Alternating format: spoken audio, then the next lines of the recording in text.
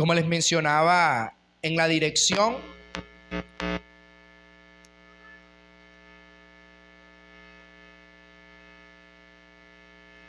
en esta mañana vamos a tener como texto base lo que el apóstol Pablo escribe en 1 Corintios, en el capítulo 1, versículo 2. A la iglesia de Dios que está en Corinto, a los santificados en Cristo Jesús, llamados a ser santos, con todos los que en cualquier lugar invocan el nombre de nuestro Señor Jesucristo, Señor de ellos y nuestro. ¿Cómo sabemos, hermanos, si algo es una verdadera iglesia de Cristo? Gracias al Señor, nos encontramos estudiando eclesiología bíblica. Y para los que estuvieron en clases anteriores, entonces les extiendo la pregunta. Recuerde que estamos en una escuela. Así como usted puede hacer preguntas al final, también yo podré hacerle preguntas a ustedes. Entonces la primera pregunta que les hago es, ¿cuál fue la definición de eclesiología que presentamos en clases anteriores? ¿Qué es la eclesiología? ¿Quién se anima? ¿Qué es la eclesiología?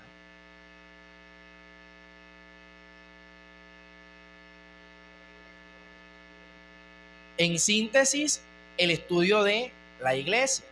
De hecho, eclesia es lo que hace parte de la raíz y eclesia traduce iglesia.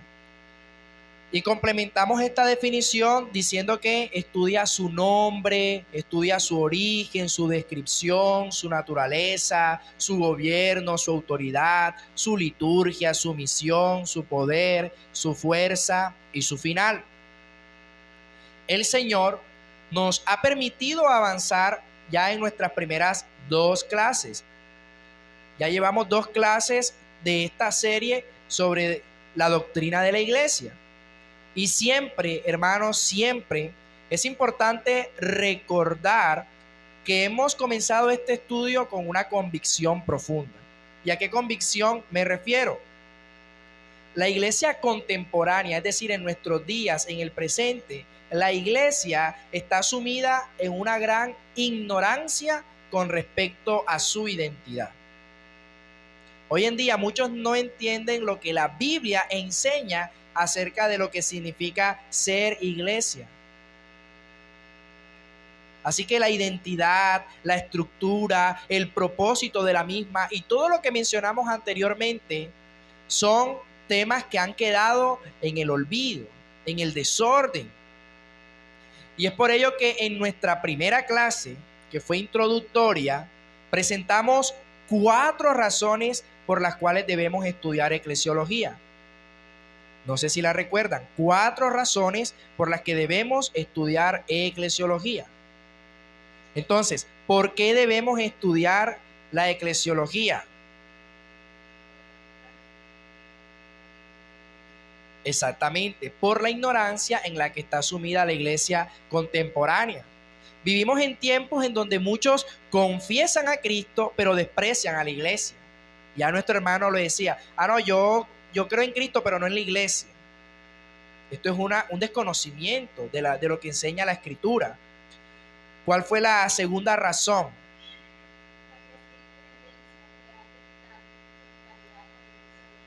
Perfecto. La creciente tendencia de quitarle la centralidad de la iglesia local. Así que hay una creciente tendencia a restarle valor a la iglesia local, y lo que se ha hecho en nuestros días es reemplazar la congregación visible, reemplazar la congregación local por alternativas virtuales, por alternativas emocionales, por alternativas paraeclesiásticas. Esto no es bíblico.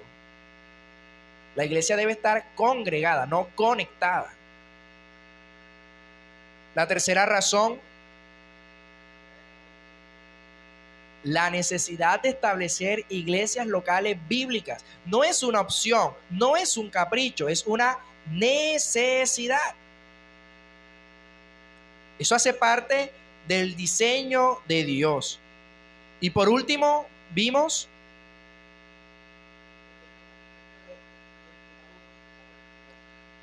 perfecto, el desconocimiento de la identidad bautista particular. A veces pensamos que ser bautista es no bautizan niños, pero omiten toda esa eclesiología que estuvo en auge en el tiempo anterior en el que vivieron nuestros hermanos. Así que como bautistas particulares, reconocemos que nuestra identidad histórica y doctrinal ha estado profundamente ligada a una comprensión bíblica, seria y detallada de lo que es ser iglesia. De hecho, fueron los bautistas quienes alcanzaron la cúspide de un estudio de la eclesiología en el siglo XVII.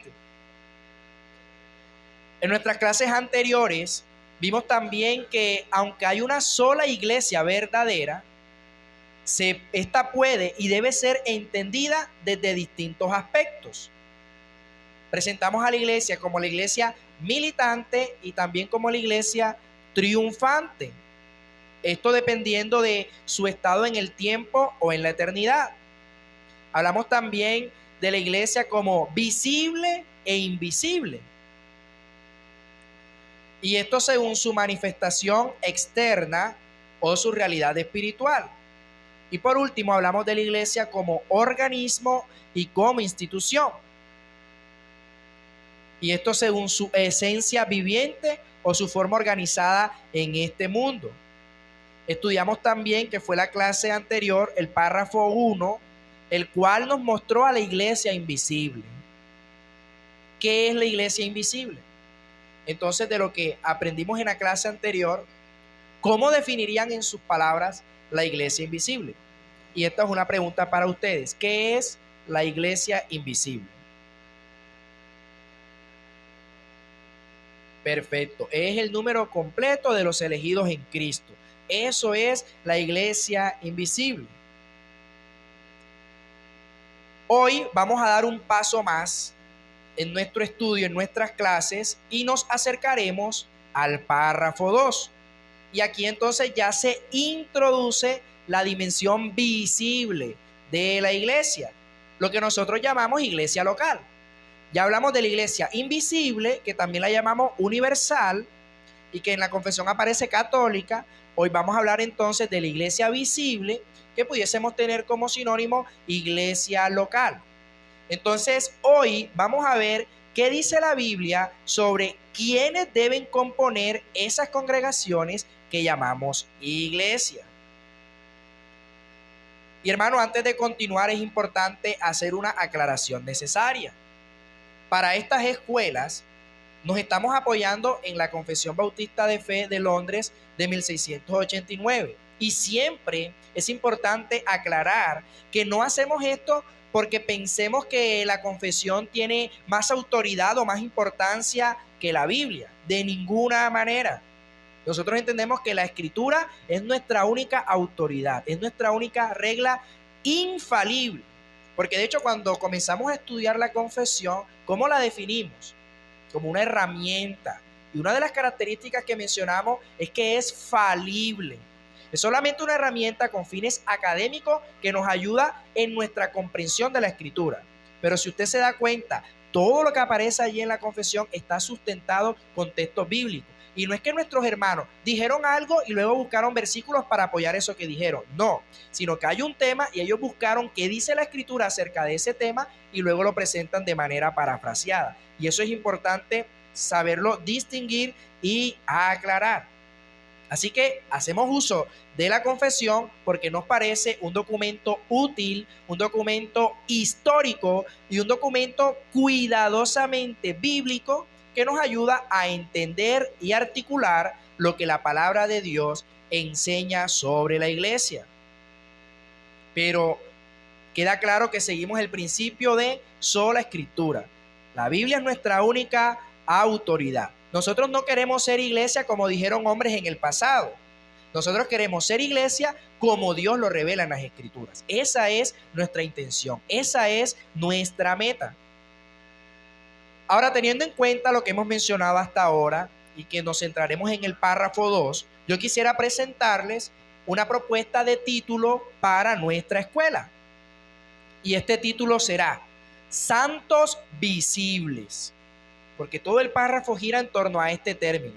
Santos visibles. Y si queremos añadir allí el subtítulo, la definición bíblica de la iglesia local. Santos visibles. La definición bíblica de la iglesia local.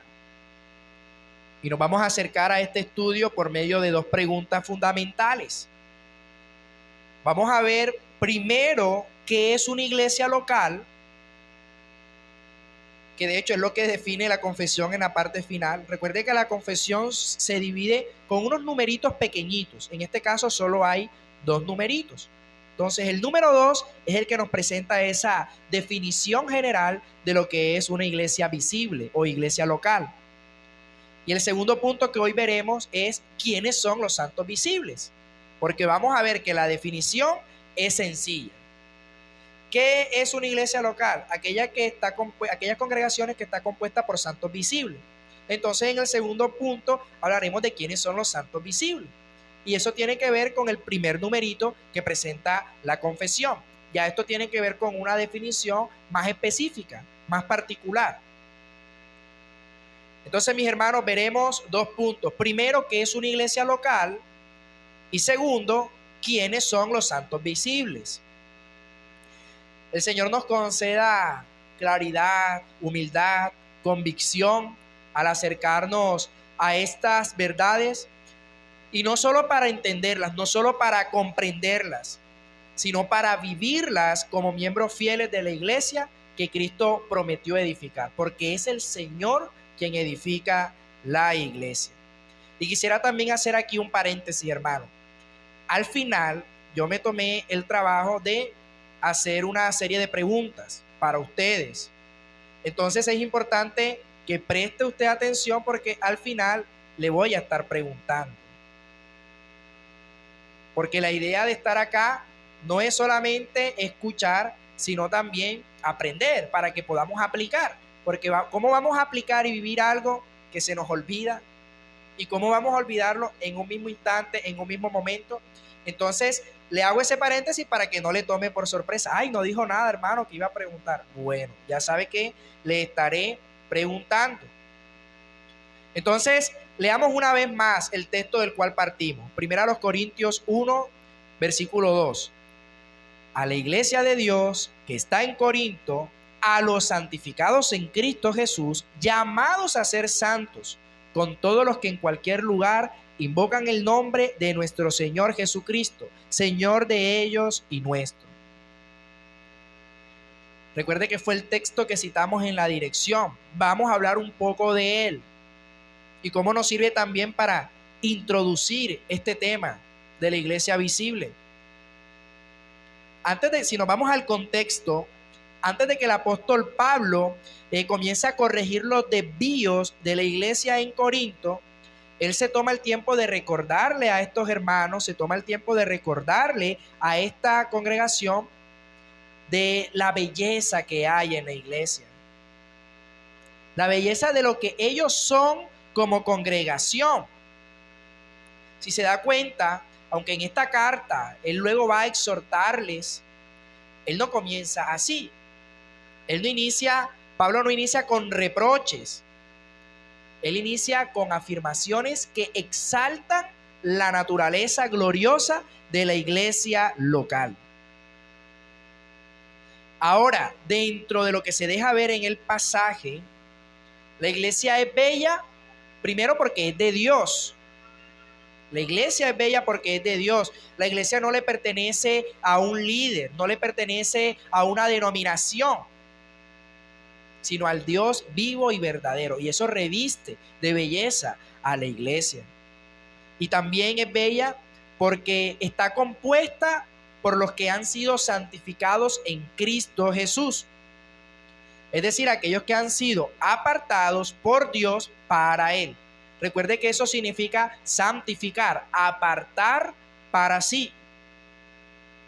Y es bella porque aunque se encuentra en un lugar específico como Corinto, en este caso, está además unida a todos los que en cualquier lugar invocan el nombre del Señor Jesucristo. Y eso aparece allí plasmado, lo que subraya su unidad espiritual global bajo un mismo Señor.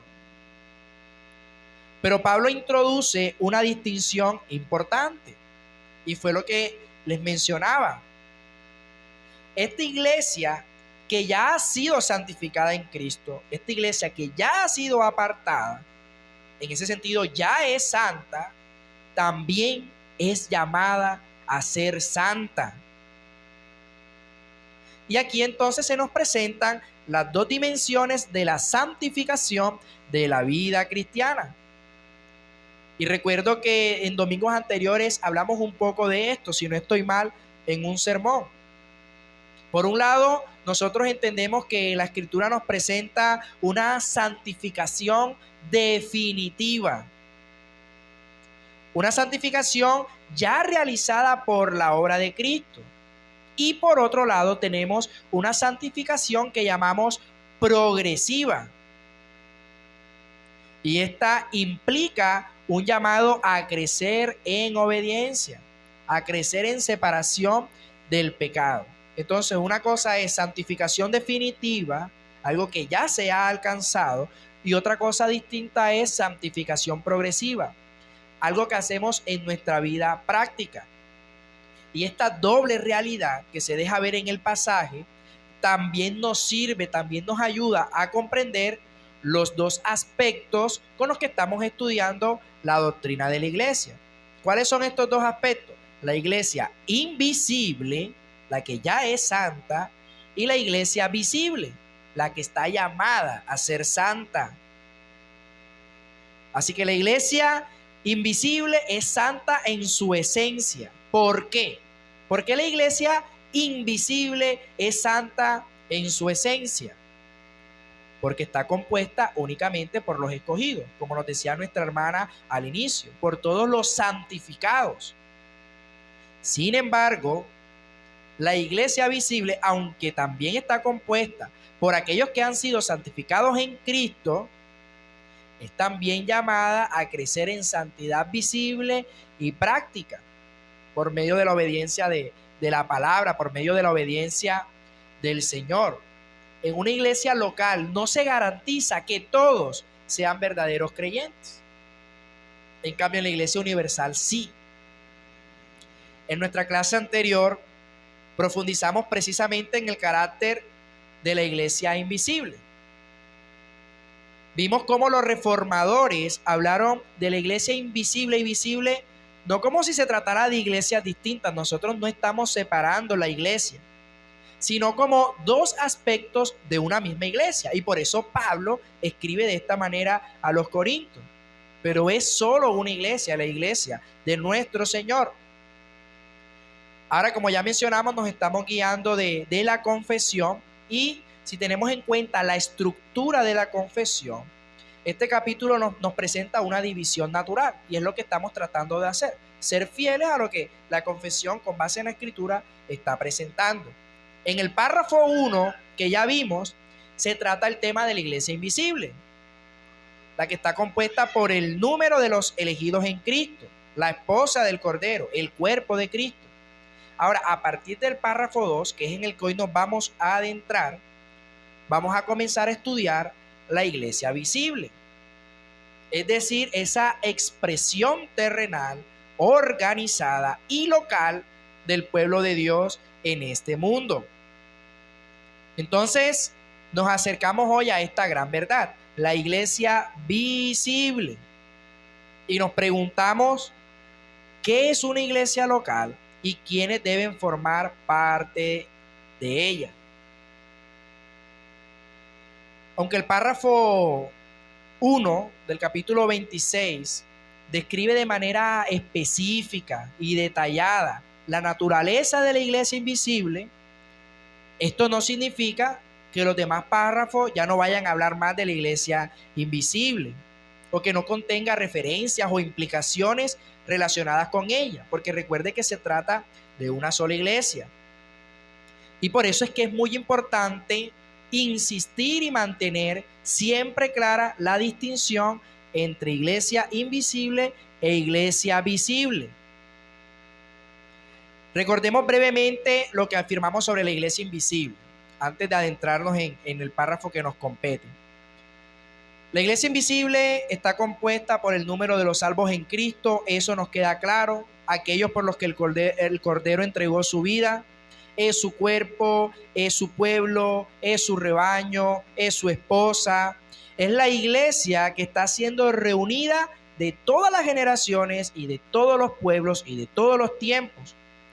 Una iglesia que no puede ser plenamente medida o conocida por los hombres, pero que es preciosa y perfectamente conocida por su Señor. Para entender mejor la naturaleza de esta iglesia, mencionamos algunos de sus atributos distintivos. Estos atributos nos explican entonces por qué se le da el título de iglesia invisible. ¿Qué vimos? Católica, no en el sentido romano, como ya lo aclaramos, sino en el sentido de lo que significa el término, universal. Es decir, que no está limitada a una nación, no está limitada a una cultura o a una época en particular, sino que es universal. Pero también se menciona que es espiritual, porque su realidad está estrechamente relacionada, está ligada con la obra de la tercera persona de la Trinidad. Y tercero, compuesta por los elegidos.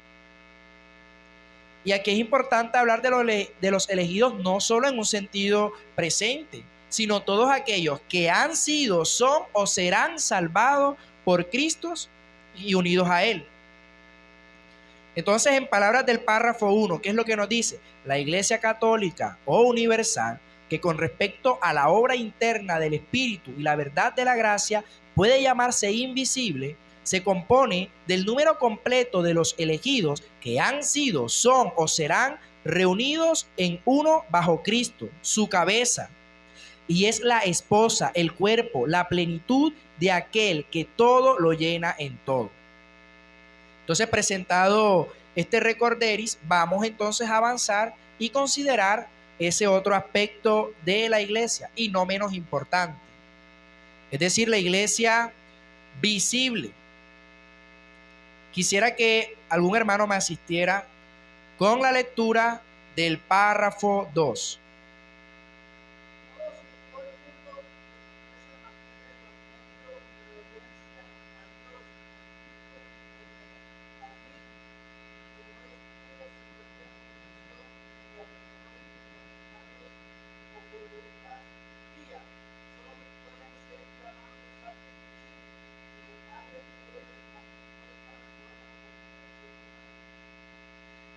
Gracias, hermano. Entonces, vamos a pasar a nuestro primer punto. ¿Qué es una iglesia local? ¿Qué es una iglesia local? Y antes de dar una definición formal de lo que es iglesia local, yo considero que es necesario, aprovechando el tema, el contexto en el que nos encontramos, es necesario primero abordar una cuestión fundamental que influye profundamente en nuestra comprensión de la eclesiología. Y es hablar un poco acerca del origen. ¿Cuándo comenzó la iglesia? Porque en esto hay un debate grande que hace que algunos se alejen que la Escritura enseña. ¿Cuándo comenzó la iglesia? Responder a esta pregunta, hermanos, no es un asunto menor. ¿Por qué? Porque la postura que tengamos acerca del origen de la iglesia va a afectar directamente lo que creemos acerca del plan redentor de Dios. Incluso tiene que ver también con los eventos finales, con la escatología, con la gloria venidera. Si nosotros erramos aquí en este tema, en eclesiología, si no entendemos bien la eclesiología bíblica, probablemente vamos a errar también en todo lo demás. Y vamos a tener ideas en nuestra mente que no coinciden en nada con lo que la Escritura enseña. Ahora, existen dos grandes tendencias dentro del cristianismo evangélico que han buscado responder a esta pregunta: ¿cuándo se origina la iglesia? Pero lo hacen desde enfoques que, aunque son opuestos entre sí, resultan problemáticos. Entonces veamos la primera, la postura del dispensacionalismo. Y cuando hablamos de dispensacionalismo, solemos asociarlo con los eventos finales, pero también ellos tienen una perspectiva eclesiológica. Entonces vamos a hablar de la postura del dispensacionalismo, el cual nos muestra una discontinuidad total entre las iglesias. Entonces está la posición de aquellos que afirman una ruptura total entre Israel y la iglesia. Esta es la primera postura. Según esta visión, para explicarlo aún más, se trata de dos pueblos completamente distintos. Eso es lo que enseña el dispensacionalismo. Israel y la iglesia del Nuevo Testamento son pueblos completamente distintos, son dos planes diferentes, incluso afirman, son dos planes redemptivos diferentes, son dos propósitos separados dentro de ese plan redentor de Dios. Para los que sostienen esta postura, la iglesia comenzó el día de Pentecostés. Recuerde ese famoso relato que se encuentra en el capítulo 2 del libro de Hechos. La iglesia comenzó el día de Pentecostés y por tanto, para ellos, para los dispensacionalistas, todos los creyentes del Antiguo Testamento no forman parte de la iglesia. Y en este marco que hemos presentado, la iglesia para ellos sería más bien como si se tratara de un plan B, una especie de paréntesis en el plan eterno de Dios que está centrado en Israel. Y en consecuencia, el futuro glorioso, según esta visión, vuelve a enfocarse en Israel como nación. Y por eso la iglesia será retirada en el arrebatamiento para que Dios retome su trato con los judíos. Esta entonces es en esencia la expresión teológica del dispensacionalismo, una posición teológica que fractura la unidad del pueblo de Dios. Sin embargo, no es la única postura, también tenemos la postura de los paidobautistas. ¿Sí recuerdan lo que significa paidobautista? Bautismo de paidos, de niños, de infantes, los cuales hablan de una continuidad sin distinción. Tenemos entonces esta tendencia contraria de los paidobautistas. Ellos afirman una continuidad absoluta entre Israel y la iglesia. Entonces los dispensacionalistas presentan una ruptura total. Ahora los paidobautistas sí presentan una continuidad absoluta. Entonces, ¿en dónde está el problema? Bueno, aquí se encuentran principalmente los defensores del bautismo infantil, como ya mencionamos. Ahora, por eso, su principal argumentación se basa en identificar de manera casi total, como si se tratara de un paralelo, el nuevo pacto con el pacto abrahámico. Eso es lo que hacen los paidobautistas y por eso defienden la doctrina del bautismo de infantes. Su razonamiento, como tratando de parafrasearlo, es el siguiente. Así como en el antiguo pacto había una promesa incondicional acompañada de una señal visible, la circuncisión, entonces para ellos también en el nuevo pacto debe estar también esa señal visible. Y ellos arbitrariamente señalan el bautismo como esa señal visible. Y por tanto debe aplicarse igualmente a los hijos de los creyentes. ¿Por qué? Porque en el antiguo pacto, ¿quiénes se circuncidaban? Todos los hijos de los creyentes. Entonces para ellos, por eso también todos los hijos de los creyentes también deben recibir el bautismo. Ahora, esta postura pierde de vista la diferencia entre el tipo y el cumplimiento y oscurece la naturaleza espiritual y regenerada de los miembros del nuevo pacto.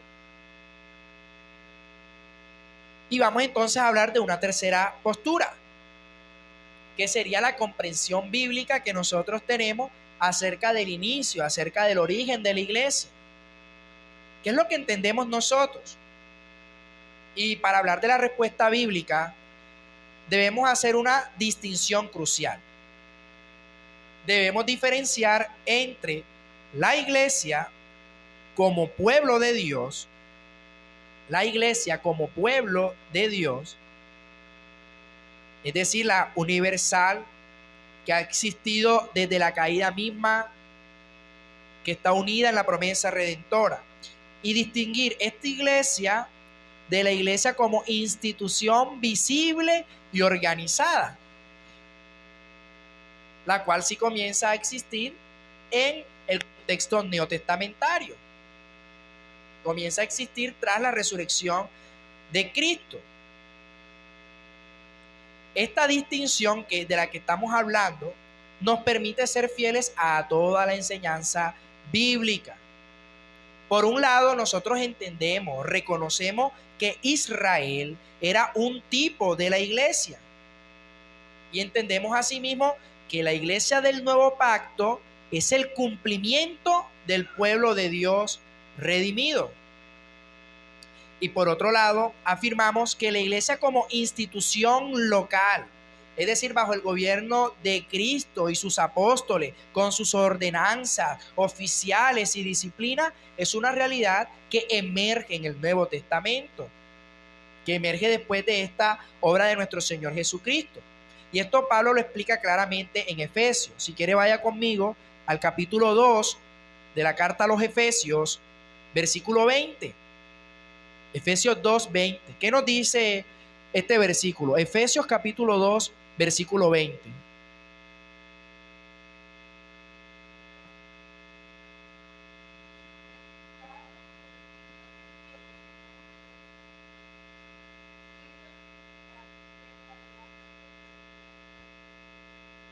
Y esto, hermanos, también lo confirma al referirse a la iglesia como su cuerpo, la plenitud de aquel que todo lo llena en todo, que eso sería en Efesios 1, del 22 al 23. Y también hablan de ella como su esposa, Juan 10, del 15 al 16. Bien, esto que la Escritura nos presenta, refuta tanto al dispensacionalismo, que recuerde, niega la inclusión de los santos del Antiguo Testamento en la iglesia, pero también refuta al paidobautismo, que confunde las señales externas con la verdadera pertenencia espiritual al nuevo pacto. Por tanto, teniendo en cuenta lo que hemos mencionado, podemos afirmar que la iglesia del Señor siempre ha existido. La iglesia del Señor siempre ha existido como pueblo de Dios desde la caída. Y está compuesta, como ya hemos insistido, por todos los que han creído en el Redentor prometido. Está compuesta por todos aquellos que Dios ha escogido para sí desde antes de la fundación del mundo. Ahora, no solo afirmamos que la iglesia siempre ha existido, también podemos afirmar que la iglesia como institución visible, como institución organizada y local, como congregación, surge en el marco de la obra culminante de Cristo. Surge después de su resurrección y exaltación. Y que ciertamente esta tiene allí como fuente la autoridad de los apóstoles. Tiene esta autoridad de los apóstoles como un fundamento histórico. Ahora, con este marco claro, podemos entonces responder con precisión qué es una iglesia local. Aquí hablamos, a modo de paréntesis, del origen de la iglesia. ¿Qué es una iglesia local? Y no sé si recuerda cuál fue la pregunta que les hice al inicio. ¿Cómo sabemos si algo es una verdadera iglesia de Cristo? Esta fue la primera pregunta que les hice. Y ahí se van evaluando qué tanto están reteniendo para la evaluación final que vamos a tener. ¿Cómo sabemos si algo es una verdadera iglesia de Cristo? Hermano, no son los muros, no son los elementos que utilicemos, no es la tecnología, ni siquiera el número de asistentes lo que determina si una congregación es una verdadera iglesia del Señor.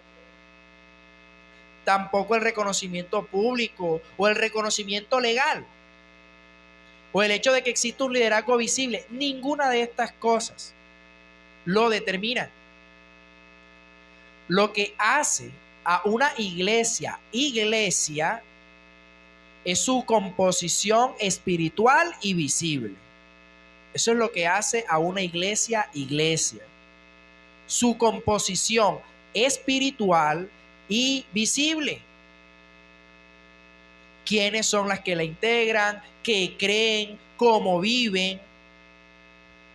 Entonces, este segundo párrafo del capítulo 26, en nuestra confesión nos confronta con una verdad central pero olvidada. Una iglesia local debe estar compuesta por santos visibles.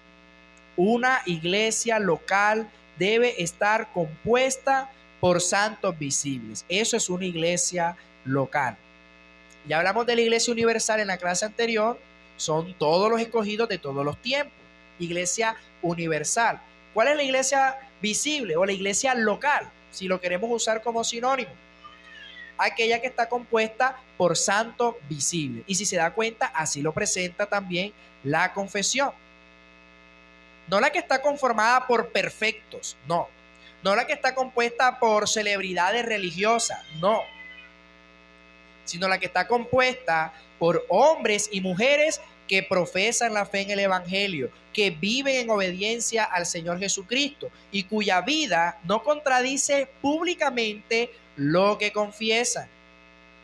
Así que la iglesia visible no es una masa sin forma, no es una institución impersonal, sino una reunión, congregación concreta de creyentes reales o de verdaderos creyentes que han sido transformados por el Espíritu. En tiempos donde el cristianismo se diluye en formas sin contenidos, este párrafo es un llamado a volver a la definición bíblica de la iglesia local, la cual se define no como un lugar, no como un programa, sino como una comunidad de santos visibles que reflejan la gloria del Dios invisible. Entonces, para responder directamente a este primer punto, ¿qué es una iglesia local visible? Una iglesia local es una congregación visible de creyentes regenerados. Es una congregación visible de creyentes regenerados que profesan públicamente la fe en Cristo. Una iglesia local es una congregación visible de creyentes regenerados que profesan públicamente la fe en Cristo. Así que viven en obediencia al Evangelio, mantienen una vida coherente con su profesión. Y a estos son los que las Escrituras llaman santos visibles. Así que eso es la iglesia local. Es la expresión terrenal, la expresión visible y organizada del pueblo de Dios, los cuales se reúnen en un lugar determinado. Pero la palabra clave es santos visibles. Eso es la iglesia local o la iglesia visible, la que está compuesta por santos visibles. El párrafo 2 de la confesión, diríjase hasta allá. Si se da cuenta, en la parte final, en donde está el numerito 2, ofrece esa definición de la iglesia visible desde su expresión general. Por eso afirma, y de tales deben estar compuestas todas las congregaciones locales. ¿Y qué es lo que dice antes? Santos visibles. De tales deben estar compuestas todas las congregaciones locales. Entonces, esta frase que acabamos de leer es fundamental para responder a nuestro primer punto. Eso es la iglesia visible, la reunión concreta de santos visibles. Esto es la iglesia local. Ahora, la confesión no lo presenta como una opción, es un deber. Todas las iglesias locales deben estar compuestas por santos visibles. Este es el diseño de Dios para su iglesia.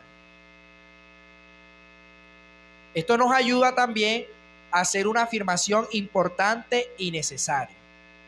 Esto tiene una implicación, esto que hemos explicado ahora último.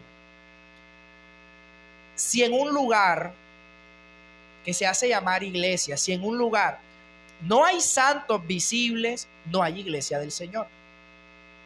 ¿Cuál es el factor determinante? Que hayan santos visibles. Puede haber estructuras, puede haber liturgia, puede haber un nombre, incluso reconocimiento legal, puede haber hasta tradición denominacional. Pero si no hay personas regeneradas, santificadas y en comunión con Cristo, no estamos ante una verdadera iglesia local. Entonces vemos que los santos visibles es la esencia de esta respuesta. La iglesia no es una institución vacía, no es una organización meramente social o religiosa.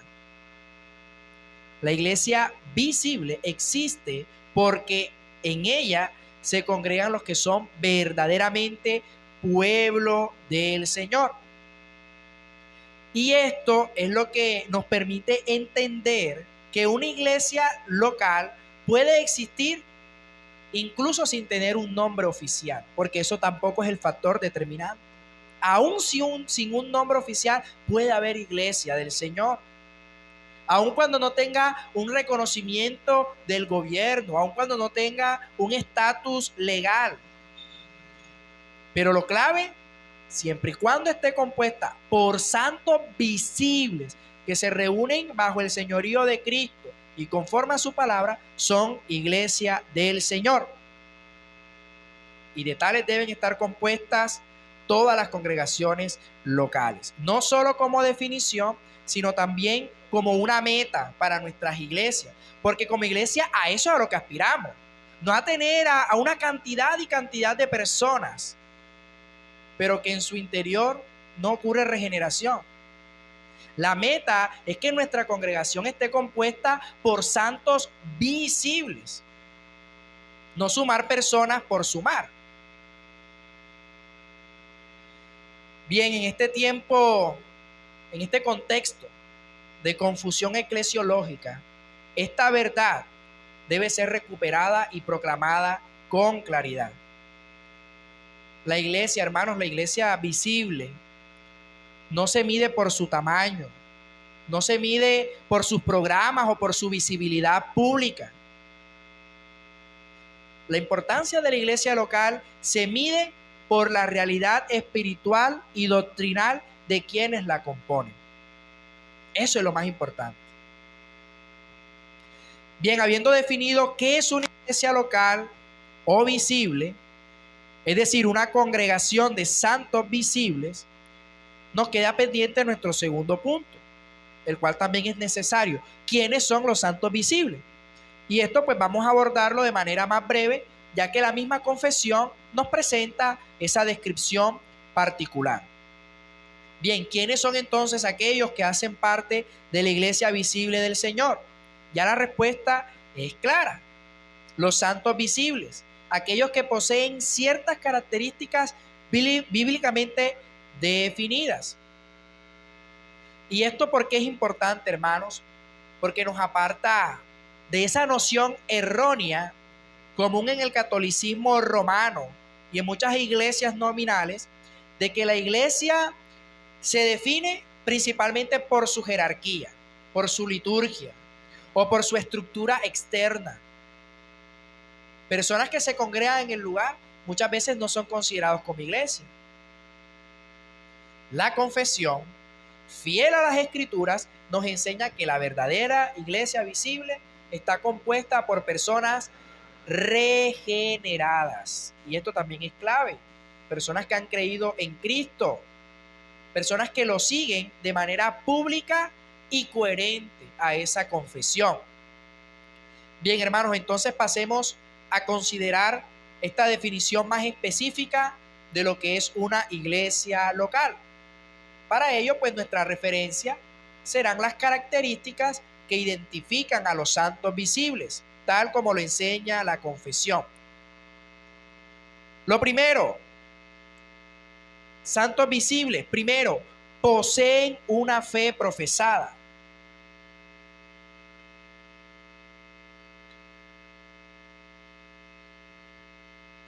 Poseen una fe profesada. Los santos visibles son aquellos que han creído en el Evangelio y que lo confiesan públicamente. No son incluidos en la iglesia por medio de sacramentos mecánicos, ni por tradición familiar, ni por nacimiento, ni por obras, sino por medio de la fe, evidenciada en una profesión clara y pública. Esto quiere decir, hermanos, que no heredamos una membresía en la iglesia, no somos agregados por rituales externos, es la fe viva en Cristo. Segundo, esta fe está centrada en el Evangelio. La fe que nos une a la iglesia no es una creencia genérica en lo espiritual o una aceptación superficial de Dios. Es una fe centrada en el Evangelio de Jesucristo, así como lo destaca Pablo en Romanos 1:8, de que vuestra fe se divulga por todo el mundo. Hermanos, si no hay evangelio, una congregación puede parecer más bien a un club social, una asociación, una institución religiosa, pero no una iglesia del Señor. La iglesia visible está formada por aquellos que han creído en el Evangelio, que han abrazado la buena noticia de Cristo crucificado y resucitado. Siguiente, viven en obediencia a Dios. ¿Quiénes son los santos visibles? Los que viven en obediencia a Dios. Porque recordemos que la fe verdadera produce frutos. No es que, soy salvo por gracia, entonces puedo vivir en desorden. No, por sus frutos los conoceréis. Y hay frutos dignos de arrepentimiento. Por eso los santos visibles son aquellos que no solamente creen, no solo reconocen la obra de Cristo, que hay un Dios, sino que buscan activamente obedecerle, rendirse a sus pies, para que obedezcan la fe, diría Pablo, así como en Romanos 16:26. Siguiente, caminan conforme a las enseñanzas de Cristo, conectándolo con lo anterior. La iglesia gira en torno a Cristo. La fe salvadora no es estéril ni meramente intelectual. Se manifiesta en una vida transformada. Se manifiesta en un deseo sincero de agradar a Dios y de someterse a su voluntad, de cumplir con sus enseñanzas. Es decir, los santos visibles tienen una vida que está en conformidad con el camino, la verdad y la vida revelados en Jesús. Así que no se trata de una religiosidad, sino de una vida cristocéntrica, modelada por las Escrituras. Siguiente, viven de manera coherente con su fe. Ahí lo menciona la confesión, que no destruyen su propia profesión mediante errores fundamentales o conductas impías, porque debe haber coherencia, no hipocresía. Así que aquí se resalta que no basta con profesar verbalmente la fe, sino que nuestra vida evidencie, nuestra vida no niegue lo que decimos creer. Esos son los santos visibles. No son perfectos, eso está claro, pero procuran mantenerse alejados de herejías y de pecados escandalosos que contradigan su testimonio cristiano. Y por último, lo que la confesión presenta son llamados santos visibles. Son llamados santos visibles. Este es el nombre que se les da. Ahora, no porque sean santos en sí mismos, sino porque han sido santificados. Recuerden nuestro texto base. Porque han sido apartados por Dios mediante la fe y la regeneración. Y porque su vida lo refleja. Así que el término visibles subraya que su santidad no es meramente interna o espiritual, sino que es observable, es evidente en su confesión y conducta. En resumen, de este segundo punto, todas estas características nos ayudan a ver que la iglesia visible está compuesta por creyentes verdaderos. Eso es una iglesia local, una iglesia visible, la que está compuesta por creyentes verdaderos. Bien, conclusión, amada iglesia. Conclusión. ¿Qué hemos aprendido hoy? La iglesia local no es una invención humana, no es un experimento religioso, no es una opción dentro del cristianismo, sino la expresión visible y organizada del pueblo redimido de Dios en la tierra. Es la manera en que el Señor desde el cielo sigue obrando en medio del mundo, edificando su reino, mostrando su gloria. Y también hemos visto, lo último que vimos, esta iglesia visible o local está compuesta por santos visibles, es decir, por creyentes, creyentes que han sido regenerados por el Espíritu, que han creído y confesado públicamente a Cristo, que viven en obediencia al Evangelio y que procuran mantener no hipocresía, sino una vida coherente con la fe que profesan. Y esto también, hermano, nos deja con unas preguntas para reflexionar. ¿Somos nosotros, como iglesia local, una verdadera comunidad de santos visibles? Y si queremos llevar a la pregunta también a lo particular, hazte la pregunta, hermano, ¿soy yo un santo visible? Mi vida, en mi día a día, no los domingos, mi vida en la cotidianidad refleja la obra regeneradora de Cristo. Mi fe es confesada públicamente y vivida. Estoy unido a la iglesia no solo de palabra, sino en realidad y verdad. Este es un tema importante y es mi oración que el Señor nos conceda discernimiento, celo y fidelidad para ser una iglesia que existe no solo como nombre, sino en verdad, verdaderamente. Entonces, ¿cuál es la iglesia visible? La iglesia local. ¿Qué es una iglesia local? Recuerden que les dije que les iba a hacer unas preguntas. ¿Qué es una iglesia local? Con sus palabras, ¿cómo lo responderían?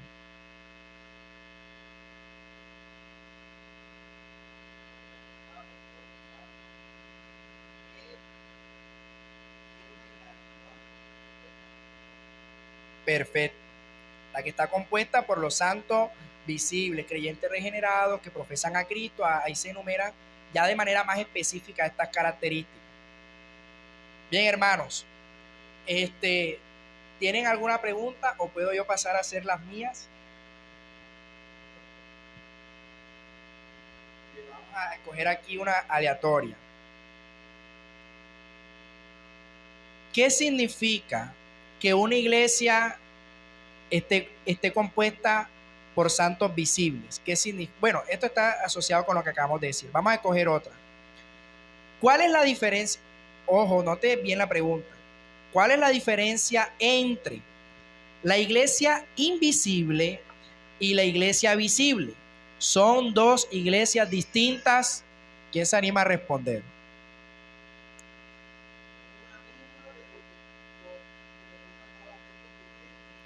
Bien, ahí vamos bien. ¿Y cuál sería la diferencia entre iglesia invisible y visible?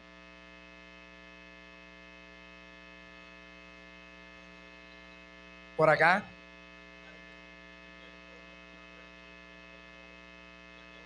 De todos los tiempos. Y perfecto, muy bien. Muy bien. Ahora, siguiente pregunta. ¿Cuándo comenzó la iglesia como institución local y organizada? ¿Cuándo comenzó la iglesia como institución local y organizada?